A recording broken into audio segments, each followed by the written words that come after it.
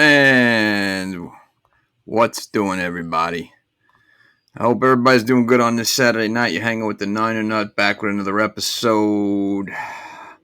This is episode, I believe, 30.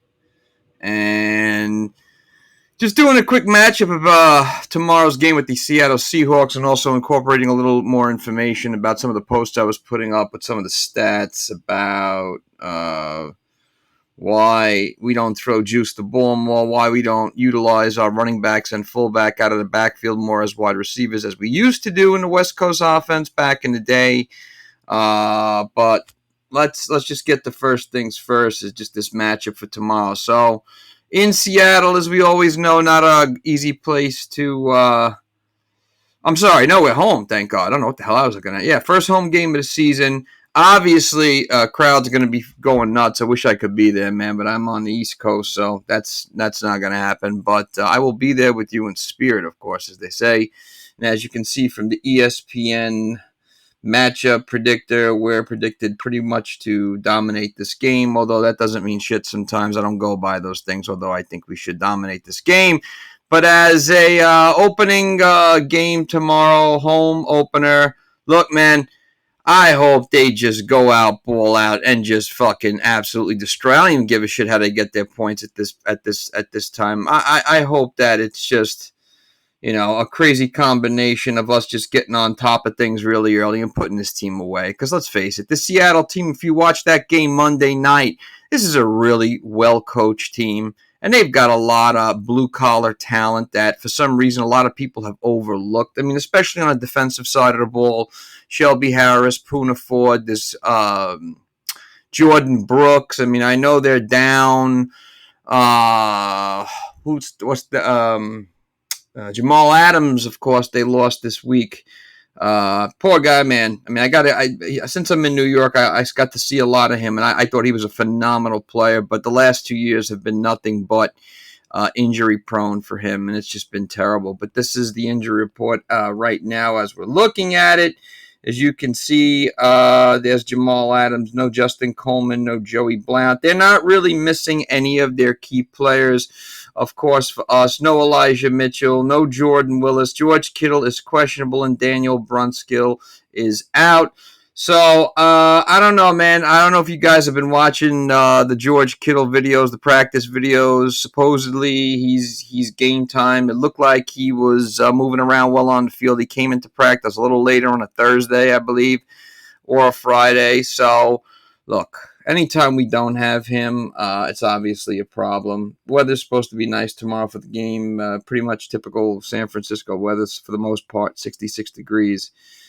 We are favored, of course, if you're a gambling person. Niners are giving 9, I believe. So that's actually a lot of points for a team for Seattle who played really well last week. On that note, Geno was 23 of 28 for 195 and 2 touchdowns, continuing his pretty much hot streak where he left off last year. I think he pretty much really dominated in camp and showed them that he has the tools that it takes to lead that offense. Obviously, Drew Lock is not the guy. That guy just can't seem to get the career going, really, although I was a fan of his a couple years ago. Obviously, we all know with Trey Lance, 13 to 28, 164, 1 pick. Those numbers ain't going to cut it whatsoever. So he's got to really turn it on tomorrow. Good note for the offense is Danny Gray is a go. So that gives us 5 wide receivers in Debo, Brandon Ayuk, Juwan Jennings, Ray, and Danny Gray. So hopefully if George Kittle is not playing, we have that long ball receiver going. And of course, from last week, Rashad Penny, 12 carries, 60 yards. We get to see tomorrow. I guess Jeff Wilson is starting for the most part. I don't know if anybody else has heard anything because they did sign Marlon Mack, but I sure doubt he's going to be starting. Unless they're, I don't know, they're going to start the rookie or they're going to start Jordan Mason, man, 2 rookies. It'll be interesting to see what goes on. But, again, this is just one game. We gave up. We had, I guess, it just for the Seattle Seahawks, Obviously, they did give up a lot of yardage through the air to Russell Wilson, which is understandable. They did contain the running game a little bit, which they are really good at with that front group that they have. But these are the stats from last week, as you can see, where we picked up a lot of our yardage, where they picked up a lot of their yards. Which I thought they were going to go back to being a running team, but that didn't happen. Yards allowed, there you go, 443. When you give up 443 friggin' yards in the game, you should be getting the living shit kicked out of you, but that didn't happen. That's on Denver, man. I mean, come on, dude. How do you not blow this team out and you get the 443 yards with that group of wide receivers? KJ Hamler, Cortland Sutton, Jerry Jeudy. How do you not score more than, 16 points, whatever it was? I know they missed the field goal with the Ian McManus choke, but give me a fucking break, dude. Come on. I don't know what to tell you. We gave up 220, which is great, which is really nothing. But to be devil's advocate, we shouldn't have lost the game. You don't give up 220 yards and lose.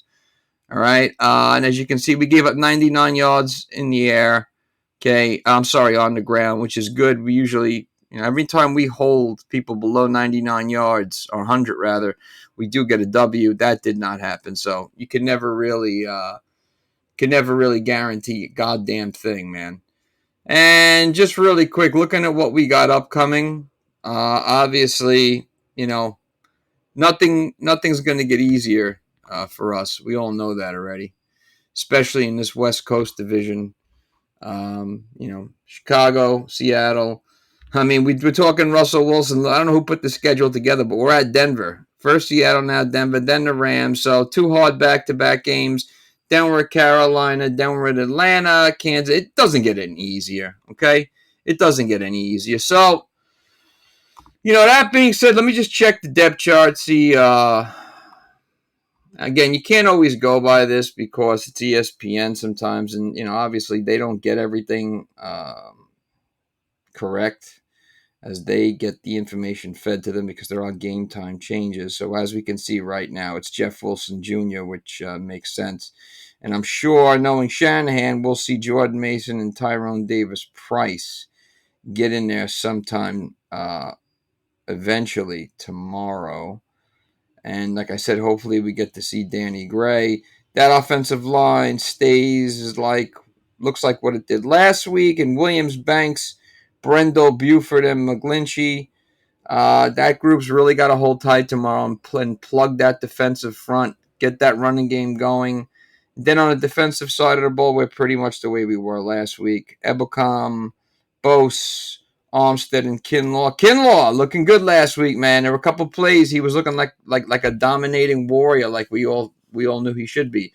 The great trio of Greenlaw, Warner, and Al-Shahir sounds like a lawyer company or a law company, and then it's Mosley, Huffenegger. Hopefully he bounces back. Hopefully he repeats what he did last week and has another monster game. To Sean Gibson Sr. and Shavarius Ward, man. So I hope one of those guys picks off Geno Smith tomorrow and goes for 6. I have a feeling that's going to happen. And hopefully Geno Smith resorts back to the way he used to be. We can only hope. But diving into something else, as I was talking about before, is, as you can see on some of the posts, I'm always concerned about certain things that I just don't see happening in the offense. And I'm just curious to know, why, for some reason, we have stopped throwing the ball to running backs. I just don't get it. Last week, as you can see, Jeff Wilson did catch 2 passes. He was only targeted twice. And he was the only one that we threw to out of the backfield. Nothing for, Elijah Mitchell. Nothing for Juice. So, I'm at a loss. I just don't understand it. And it's been a couple of years now that I've been complaining about this. I mean, even if you just look at Juice's stats through his career, primarily as a 49er, you'll see that a lot of the times, receiving the ball has just kind of gone nonchalant, and I don't know why. All right, he was never really used too much as a running back out of the backfield in Baltimore. I don't know how many people remember, he was always primarily a blocker. But look, 2 years back to back, he caught 41 passes, then 37 passes, and of course, then he came over to us. He's been with us, and ever since then, yeah, I mean, yeah, you had what 2 seasons at 30, 3 seasons at 30 passes caught, but that's about it. And I still don't. I'm gonna bitch and moan. I'm a person that bitches and moans and complains, calls it like it is and like I see it until the problem is fixed. And I don't really give a fuck what anyone thinks about it because this team is better, I feel, when they have more weapons in that offensive backfield. I think any team is better when you have more weapons in that offensive backfield. Now, knowing that you've got pretty much a rookie quarterback, because that's what he is. He hardly played last year. If you don't have George Kittle and you're limited as your receiving options, why wouldn't you have that dump off pass to a guy like Juice? Why wouldn't you have that dump off pass to Jordan Mason or any of these guys? Okay, I understand some of these guys may primarily not have the best hands, but I think that's a crock of shit too because you can teach people how to be better at receiving. I'm not expecting them to be Jerry Rice, a guy who was, practicing with his dad to catch bricks at an early age, the greatest athlete and wide receiver of all time. Now, I'm not expecting that, but we don't utilize these running backs and fullbacks out of the backfield as receivers whatsoever. Well, if you look at the stats that I posted on my page from last year, there was a slew of running backs, I believe 4. Leonard Fournette, there was Alvin Kamara, and there were 2 more. I think one was DeAndre Swift and Najee Harris. Running backs who came out of the backfield, primarily Najee Harris, who had a high amount of catches for a rookie. I don't understand why we don't implement this. I'm always waiting for it every week, and it never happens. I don't know if anybody else feels that way, but that's what I'm always looking for. Like, especially like when the pressure is breaking down the offense and whatnot, and we see, quarterback kind of looking around, doesn't have anything. I understand Lance is going to, move with his feet, run with his feet. But at the same time, it would be so much better for him if you gave him another option to dump to. I mean, I don't think it just doesn't feel to me that it's on the agenda in the offense anymore. It feels like it's something that's forgotten, and I don't understand why. Now, there has been this type of silly, stupid bullshit narrative in the league that's gone on, that has just become a passing league. Well, it's a passing league. We really don't throw the ball at running backs no more. But I don't believe all that because again, you got guys like Kamara, DeAndre Swift, that catch the ball out of the backfield. I mean, I'm not saying it has to be like a Darren Sproles type thing, but it just feels to me that it's one of those things that is just not utilized anymore, and I don't understand why. I feel like it's almost frowned upon, and for some reason or another, where the hell is NBA stats coming up here? I don't know. It definitely limits us as an offense, for whatever reason. So. Again, that's something I would like to see. I'm messing around right now with some Marlon Mack stats. Marlon Mack was going back, man, 2 years ago, 3 years ago. He had some monster numbers, man. Cracked over 1,000, 8 touchdowns on the ground. Yeah, before that, 908 for 9. Had that injury, hardly played last year. Marlon Mack was legit. I hope we get something. I mean, if we get anything at all, I can't expect him to really be implemented that much into the offense tomorrow. But it will be interesting to see. Sucks about Elijah Mitchell, of course. Second year in a row, obviously, because it's his only second year in the league. Another injury. But this is why we have the number of running backs that we have. He only had 19 catches last year. He really wasn't much of a receiver out of the backfield. So, and Jeff Wilson is just not much utilized as a receiver either. So, obviously, I guess for some reason or another, the option is limited. But nevertheless, I still it's just one of those things I really want to see. I just hate to see Jusek just be one-dimensional. Yeah, Jeff Olson Jr. 12, 13. Not many catches in his career.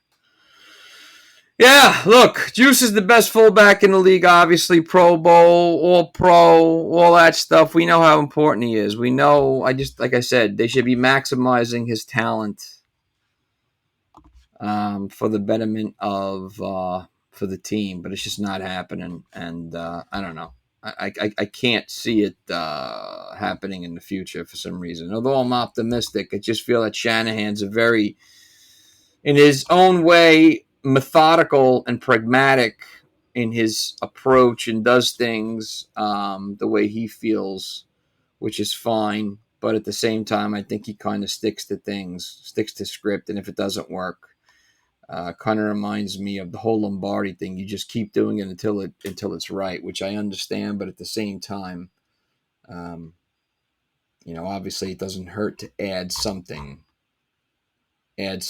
new to the repertoire because we definitely could need it. Yeah, just looking at these injuries one more time.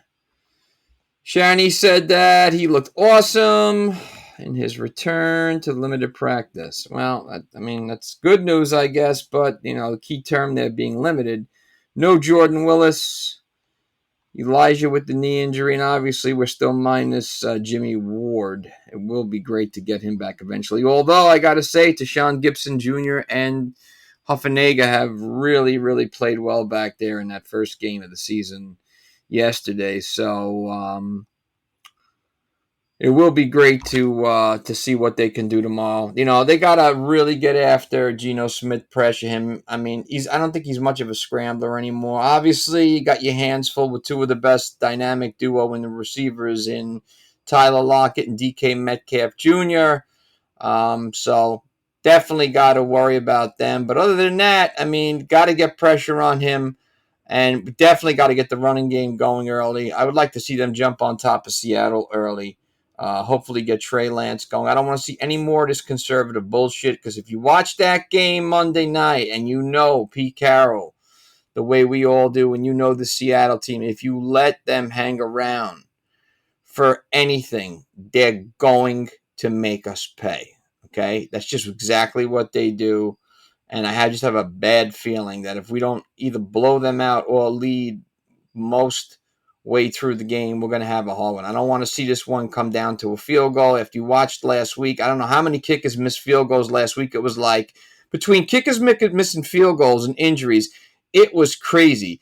Fantasy football, people got murdered last week because of the injuries, okay? People lost a lot of points if they're in leagues where the kickers, field goal counts for a few more points than usual.